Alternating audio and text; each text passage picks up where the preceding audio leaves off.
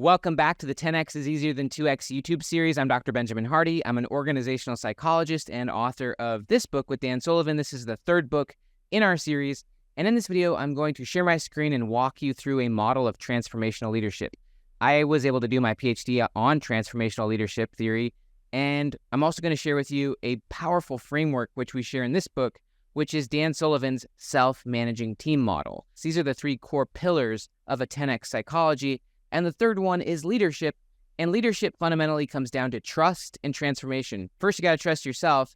And in order to trust yourself, you got to tell yourself the truth. All progress starts by telling the truth. Most people are not honest with themselves about what they most want. And that leader often stays in the 80%, meaning they stay the bottleneck of the business. They're all sorts of busy, or they're just caught up in distractions and they don't trust themselves enough to say what they most want. And then they don't free themselves up to go into the 20%. Using the 10X is easier than 2X model of the 80-20, that in order to go 10X, you got to put all your time, attention, and energy into the 20%, delegate the 80%, or eliminate it. So let me go ahead and just give you this quick model. And if you're an entrepreneur, I invite you to consider where you're at on this model. So when you first start out as an entrepreneur or as a business, you, by all intents and purposes, are the business. You're the one doing everything. You're doing the marketing, the sales, answering email, you're creating products. At a certain point, you finally start, and most entrepreneurs start too late, start actually hiring help.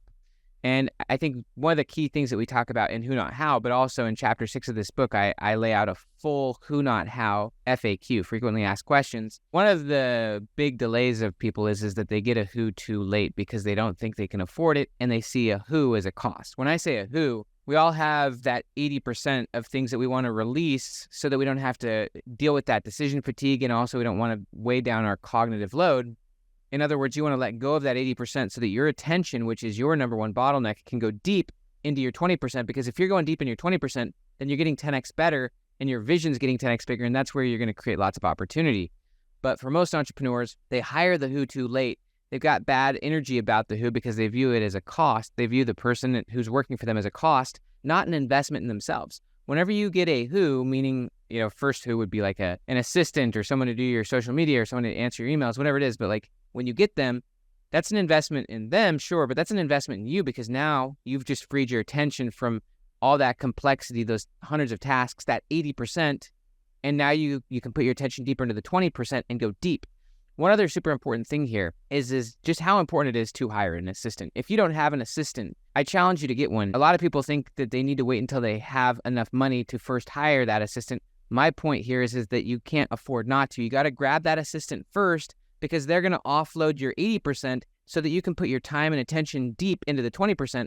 And according to the 80-20 rule, 80% of your results comes from that 20%. And so if you've freed your mind from a lot of that 80%, and you let that assistant or that CEO or integrator, however you want to describe it, I like it just as an assistant, you let them organize you. You let them take care of the logistics. It's kind of like that idea that Frank Sinatra doesn't lift his own pianos. He just gets on stage and he performs. There are other people who lift the pianos for him. So once you free up that 80%, you don't even realize how much flow you can have. You don't even realize what it means to go deep in the 20%, because when you're going deep in the 20% and you've freed a lot of that 80%, then your mind's not all scattered. You've literally freed yourself from that. And there really are two core freedoms. There's freedom from, which means you're freeing yourself from something you don't want anymore, or something that's holding you back, so that you can free yourself to go deep on what you most want. Most concepts on freedom only focus on freedom from slavery, freedom from X. There's a lot of conversations about freedom from, and that's freedom from is an avoidance orientation. Freedom from is about escaping something you don't want, which is important.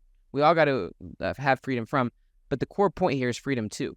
A lot of people have huge amounts of potential freedoms. They've got external freedoms. They've got a lot of freedom from, but freedom to is a choice. Freedom to takes commitment and courage. Freedom to takes trust and honesty with yourself. The key is to get yourself out of the business. And this is where I would say most entrepreneurs, even successful entrepreneurs, never get to this level, where they've literally freed themselves from the business. They're no longer the bottleneck in the business. And in the book, we share many examples, even of big companies, where entrepreneurs are so involved in the day-to-day process of the business, and they're often involved at every touch point.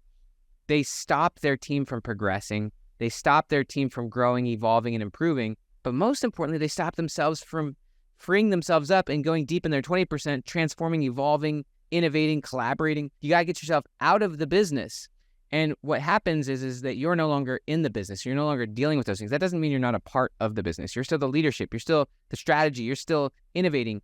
But back to the idea of trust and transformation, which is what transformational leadership is all about. You got to trust yourself to get out of the business and also hire people you can trust, whether it's that integrator, that CEO. And this is where you create what Dan would call a self-managing team. Why is this important? It's important because there's a theory in psychology called self-determination theory. And what self-determination theory shows is that in order for people to feel motivated, they've got to have a lot of competency and a lot of autonomy. They've got to be given a sense of autonomy and trust that they can do their job without needing to be governed, without being micromanaged. If people don't have autonomy, they won't feel motivated. If they don't have autonomy in doing things in a lot of ways their way, that doesn't mean they don't follow processes, but they have the freedom to do it. That's why you let the who do the how. You don't over micromanage the who. As the leader, you clarify the what and the why. You help get really specific on the vision, and then you let them do the how. And what happens is that you actually show them that you trust them. You got to give trust first, as Stephen M.R. Covey would say. And trust and transformation, trust and love all go together.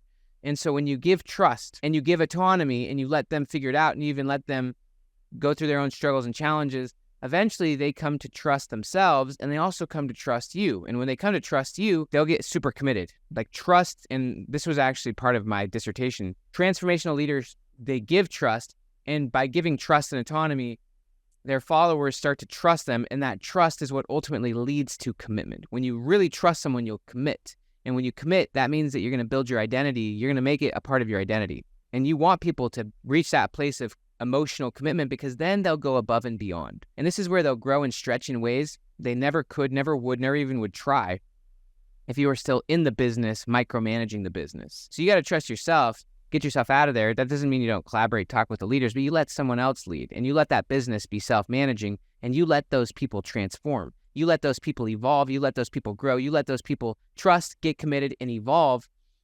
In my dissertation, it was actually called perceived role breadth, which basically just meant that people's roles expand once they get committed and they're willing to do whatever it takes. They don't just do their job. They do what it takes because they want to, because they love to.